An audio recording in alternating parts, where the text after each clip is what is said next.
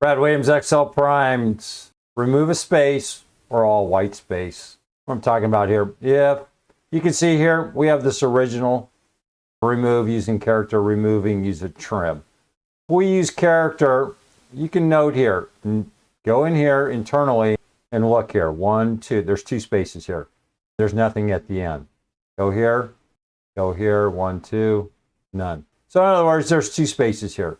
If your objective is to remove 1 space, then use substitute B5 character 202. You can use any number in this character 202 except for 32. Don't include 32. 32 is actually a white space. It will remove everything. If your goal is just to remove 1 space, then use this. Otherwise, just use trim. If the idea is to clean up all of this pre-text number information, trim will do it for you. Otherwise, use this over here, read it. I'm not a fan of this code stuff. I'm not a fan of the character stuff. If you have to use it, go ahead and do so. Otherwise, I'm going to use trim. Brad Williams, XL Prime. Thanks.